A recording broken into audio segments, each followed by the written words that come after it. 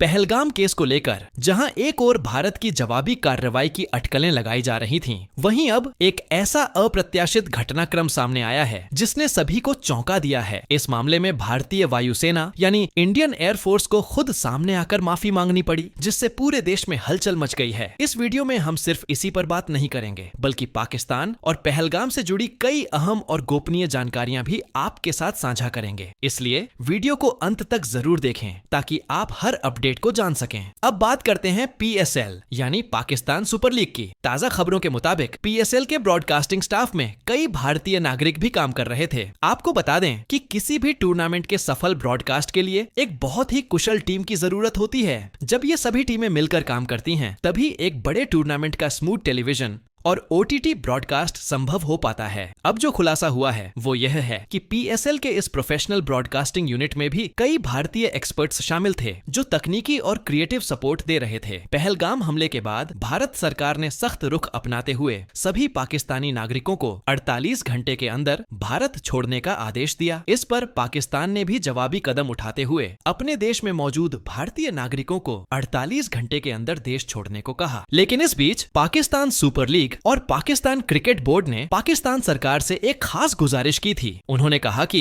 PSL में जो भारतीय ब्रॉडकास्टिंग स्टाफ काम कर रहा है, उन्हें टूर्नामेंट खत्म होने तक वहां रुकने की इजाजत दी जाए। हालांकि अब खबर आ रही है कि पाकिस्तान सरकार ने इस रिक्वेस्ट को ठुकरा दिया है, यानी PSL में काम कर रहे सभी भारतीयों को वापस भारत लौटने का आदेश दिया गया है। इसके साथ ही पाकिस्तान सरकार ने अपने देश की ऑयल कंपनियों को एक नया सर्कुलर जारी किया है। इस सर्कुलर में कहा गया है कि कंपनियां अब डीजल और जेट फ्यूल का एक्स्ट्रा स्टॉक जमा करें। पहले कंपनियां उतना ही फ्यूल मंगाती थीं जितनी उनकी बिक्री होती थी, लेकिन अब उन्हें अपने स्ट्रेटेजिक रिजर्व्स में एक्स्ट्रा क्वांटिटी स्टोर करने के लिए कहा गया है। इस कदम के पीछे पाकिस्तान की चिंता साफ है। उसे डर है कि भारत के साथ किसी भी समय एक छोटा युद्ध हो सकता है। अगर ऐसा हुआ तो पाकिस्तान को अपनी आर्मी को तेजी से मूव करना पड़ेगा। फाइटर जेट्स की उड़ानें और पेट्रोलिंग कई गुना बढ़ जाएंगी और ऐसे हालात में फ्यूल की शॉर्टेज नहीं होनी चाहिए। इसीलिए अभी से ही पाकिस्तान एयरफोर्स के फाइटर जेट्स लगातार पेट्रोलिंग कर रहे हैं ताकि हर स्थिति के लिए तैयार रहा जा सके। पहलगाम हमले के बाद पाकिस्तान ने अपनी तैयारियों को तेज कर दिया है। अब खबर सामने आ रही है कि पाकिस्तान एयरफोर्स के फाइटर जेट्स की पेट्रोलिंग में भारी इजाफा किया गया है। आसमान में दिन रात गश्त की जा रही है ताकि किसी भी स्थिति से निपटा जा सके। पाकिस्तान सरकार ने अपने देश की तेल कंपनियों को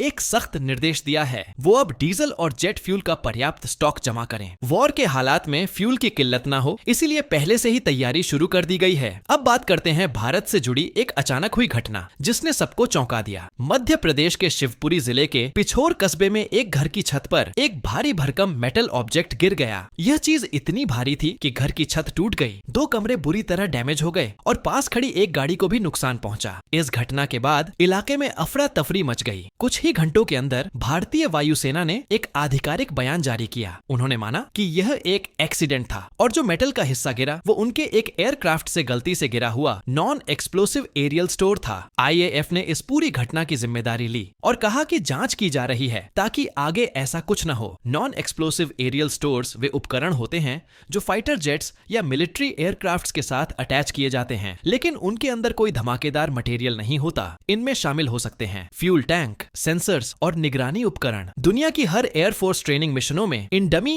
या नॉन एक्सप्लोसिव स्टोर्स का इस्तेमाल करती है। अगर किसी पायलट को एक जगह से दूसरी जगह भारी सामान ले जाने की ट्रेनिंग करनी हो तो असली की बजाय डमी इक्विपमेंट लिफ्ट कराया जाता है। बॉम्बिंग प्रैक्टिस के लिए भी ऐसे प्रैक्टिस बम इस्तेमाल होते हैं जिनका वजन असली बम जैसा होता है, लेकिन वे फटते नहीं। इसके अलावा जब फाइटर जेट्स डॉग फाइट जैसी एयर कॉम्बैट सिचुएशन में होते हैं तो पायलट्स को कभी कभी अपने एक्सटर्नल फ्यूल टैंक्स को भी ड्रॉप करना पड़ता है ताकि फाइटर जेट ज्यादा हल्का हो जाए और तेज स्पीड बेहतर मैन्यूवरिंग कर सके। पहलगाम हमले के बाद इस समय इंडियन एयरफोर्स पूरे हाई अलर्ट पर है। देश के अलग अलग हिस्सों में लगातार ट्रेनिंग मिशन चल रहे हैं ताकि किसी भी आपात स्थिति से निपटा जा सके। इन्हीं मिशन में से एक के दौरान मध्य प्रदेश के पिछोर में एक नॉन एक्सप्लोसिव एरियल स्टोर गलती से एक घर पर गिर गया। इस हादसे के बाद वायुसेना ने तुरंत साफ किया कि यह जानबूझकर नहीं किया गया। यह या तो किसी पायलट की मानवीय गलती थी या फिर कोई तकनीकी खराबी हो सकता है। इसी वजह से IAF ने तुरंत इंटरनल जांच के आदेश दे दिए हैं। हैं। एयरफोर्स का कहना है कि ऐसे ड्रॉप्स के दौरान सभी सावधानियां बरती जाती हैं ताकि ऐसा ना हो, लेकिन फिर भी कभी कभार ह्यूमन या टेक्निकल एरर के चलते ऐसी घटनाएं हो सकती हैं। इसलिए ही इंडियन एयरफोर्स ने इस मामले की पूरी जिम्मेदारी ली है और जांच शुरू कर दी है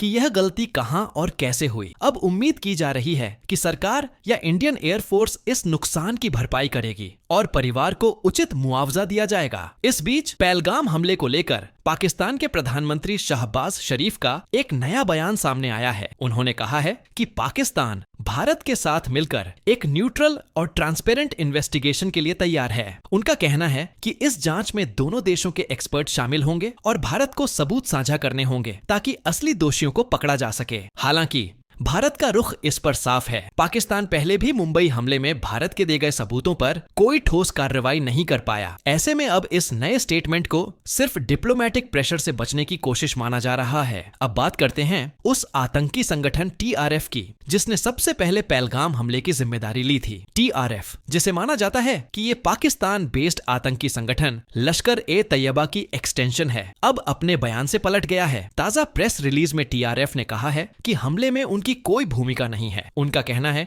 कि किसी साइबर अटैक या साइबर इंट्रूजन के चलते उनके नाम का गलत इस्तेमाल हुआ है और उन्हें बदनाम करने की साजिश की गई है। अब सवाल उठता है, क्या TRF सच बोल रहा है या दबाव में पीछे हटा? क्या शहबाज शरीफ की ये पेशकश सिर्फ दिखावा है? और क्या भारत सरकार IAF हादसे में परिवार को न्याय दिलाएगी? अब ये साफ है कि TRF भी दबाव में आ चुका है और शायद इसीलिए हमले से पीछे हट रहा है। इस पूरे मामले पर अब सऊदी अरब भी एक्टिव हो चुका है। भले ही उसने खुद को मध्यस्थ के तौर पर पेश न किया हो, लेकिन जानकारी सामने आ रही है कि सऊदी विदेश मंत्री ने बीते कुछ दिनों में भारत के विदेश मंत्री S जयशंकर और पाकिस्तान के विदेश मंत्री दोनों से संपर्क किया है। खबर ये भी है भारत पर दबाव डाला जा रहा है कि वो हालात को और ना बिगाड़े। वहीं पाकिस्तान पर सख्ती है कि कुछ आतंकी संगठन के कमांडर्स को भारत को सौंपा जाए। ये डिप्लोमेटिक बैलेंसिंग सऊदी अरब की ओर से तनाव को कंट्रोल करने की कोशिश मानी जा रही है। उड़ी और पुलवामा हमलों के बाद भारत ने जिस तरह से सर्जिकल स्ट्राइक और एयर स्ट्राइक के जरिए जवाब दिया था, उस ऐतिहासिक रुख को सब जानते हैं। अब पहलगाम हमले के बाद सोशल मीडिया और कुछ अननोन ऑफिशियल सोर्सेस के हवाले से रिपोर्ट्स सामने आ रही हैं कि इस बार जवाब में इंडियन नेवी को मुख्य भूमिका दी जा सकती है। रिपोर्ट्स के मुताबिक इंडियन नेवी के स्ट्राइक ग्रुप्स को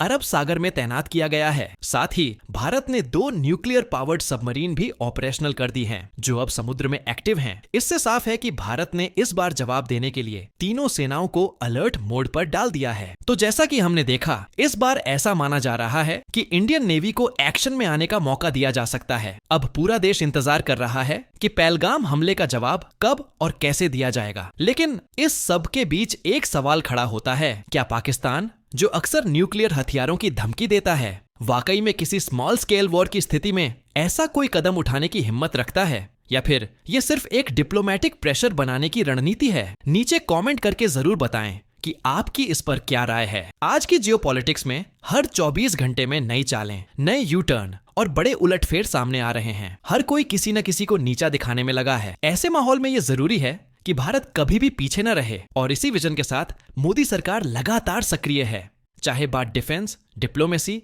या इकोनॉमी की हो। हमारा मिशन है आपको भारत की फॉरेन पॉलिसी, डिफेंस अपडेट्स और ग्लोबल अफेयर्स से जुड़ी हर खबर का सटीक और सरल विश्लेषण देना। अगर आप चाहते हैं कि आपको मिले देश और दुनिया से जुड़ी सच्ची, स्पष्ट और समय पर जानकारी, तो इस वीडियो को लाइक जरूर करें। आपका एक लाइक हमारी टीम का हौसला बढ़ाता है।